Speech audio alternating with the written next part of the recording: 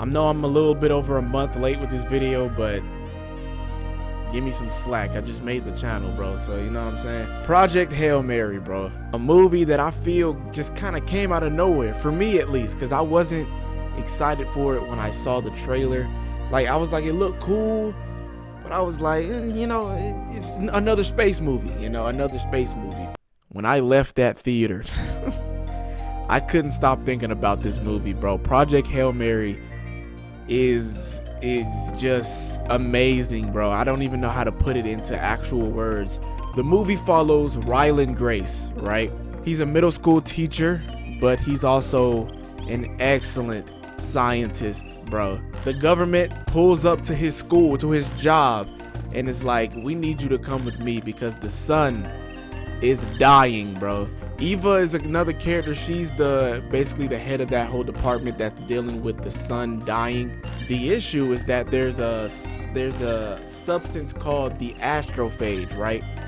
And it's basically creating this thing called the Petrova line, or the Petrola belt line, that is dimming the sun and stealing the sun's solar energy. They figure out a solution, and the solution contains 3 astronauts. It has to be a scientist, it has to be a pilot, it has to be an engineer. They have to go basically on the other side. I want to say on the other side of space. What's the other side of space? I want to say it was like 11 billion light years away, so they can solve this issue with the Petrova line, because there's one star that for some reason it's just not being affected, but every other star is. And Ryland starts training these 3 to understand how to solve this solution when they go out there, because when they go out there, it's a one-way trip. They can't get back to Earth, so they're going to die out there, bro. Something goes wrong because the astrophage, one little speck of astrophage, right, holds damn near the same amount of energy as a bomb. So while Ryland and Eva are talking and damn near flirting a little bit, I'm not gonna lie, it's a random scientist. We don't know. We didn't really see what happened inside of the lab. Something went wrong and it blows up, blowing up the scientist, killing the scientist that was supposed to go on the mission. So Eva asks Ryland to go on this suicide mission because he's the only one that's trained. He's the only scientist that's trained to go on this mission. The way this movie is told is amazing as well, bro, because it's like they go back and forth from when Ryland is on the spaceship in space and when, you know, before launch, you know. During this whole film, we're sitting here thinking that Ryland is this hero that stepped up to the plate, but at the end of the day, we find out during the middle of the movie that he doesn't really have this hero attribute in him, and he was actually forced to go on this mission, you know. Fast forward to them being on the ship, and the pilot and the engineer, they just die, right? They don't tell us how. I'm assuming it's not that important because I've even heard that in the book they don't really tell you how they die. So Ryland, the scientist, is there on his own. So now he has to learn how to engineer this ship and how to pilot this ship while still figuring out all the science stuff behind this astrophage stuff that they need. So he reaches the Petrova line, okay?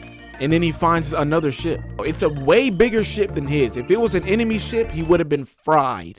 The ship starts to send him certain things to kind of figure out how their ship works and something like that. And then he finds Rocco. Oh my gosh, Rocco. What? That's not Sesame Street. Rocky. He finds Rocky, bro. Rocky's another alien that's really might be smarter than Ryland, bro. He's kind of stuck on this ship because his entire crew died from radiation. Ryland somehow builds this contraption to make him speak English or translate whatever he's saying, like whatever noises he says in response to Ryland, and he translates it to English. He somehow, you said I would have been fried. So then together, they start trying to figure out how to, you know, how to gather this astrophage so they can destroy this Petrova line and Petrova line and all of that jazz. And then Rocky is like, oh, I got astrophage with me, because you know they need astrophage to get that far into space. I got astrophage with me, man. My nigga, if you help me get home, it might delay me by like 6 years for me to get back home. But if you help me get back home, I'ma send you back home so you don't gotta die out here. And Ryland was finally, you know, Ryland was acting like he was, you know, he was accepting the fact that he was gonna die out here. But deep down, that nigga was scared that he was about to die. Like, you know what I'm saying? So they gathered the Tamamoeba. Whatever, I forgot, bro. The Tamamoeba. It's a predator to the astrophage, so they had to gather that from the planet so they can go back to the Petrovolon and then, you know, erase everything, bro. During all of that, Rocky is he has to be in this enclosed case bubble glass thing in order to survive, because if he goes out of that, he's gonna die. Like, if he steps into oxygen and all of that, he's gonna die. Something goes wrong with the ship because they can't really be in that atmosphere for too long, the atmosphere of that planet for too long. The ship starts to mess up. They're about to start crash landing. They have to start ejecting parts of the ship so they can make it out. Ryland, he tries his hardest to he tried, but he started getting crushed. Rocco, I keep calling that nigga Rocco. Rocky had to get out of his glass thing, you know, that keeps him alive so he can save Ryland. We thought that he was about to die, but he doesn't die. My boy Rocky stayed in there. He doesn't die. He stayed asleep for a long ass time. They succeed with the mission, but the Tamamoeba, he gives him the Rocky gives him the astrophage to go home. It delays himself by 6 years to get there, but he still is able to get home.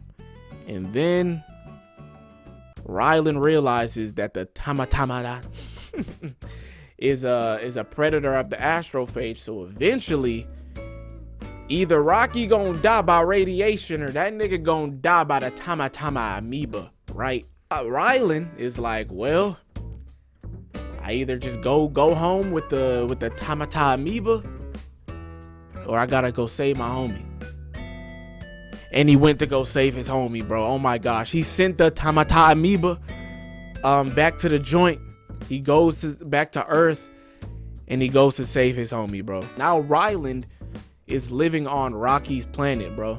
Bro, this movie made me cry. This movie made me cry, bro. Like, in the theater. I was sitting there by myself in the theater, crying, watching this film. I was crying over a rock. There was no green screens used. No green screens, no blue screens. And I know that might sound insane, but there were also thousands of VFX shots.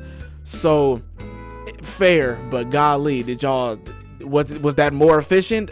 It was still a beautiful film, bro. Visually, emotionally, it was great. And oh my gosh, Ryan Gosling, bro. I might be a Ryan Gosling glazer now, bro. Cause I'm gonna be honest, right?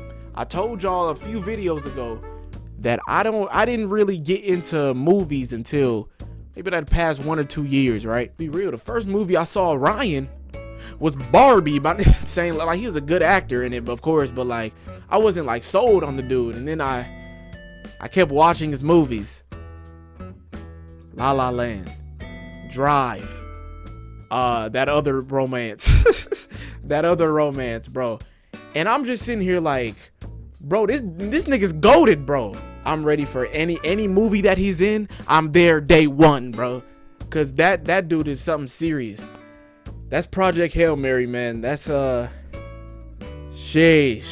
Go and give this video a thumbs up. Share with your friends. Subscribe. I'm gonna see y'all in the next movie review, bro. Peace.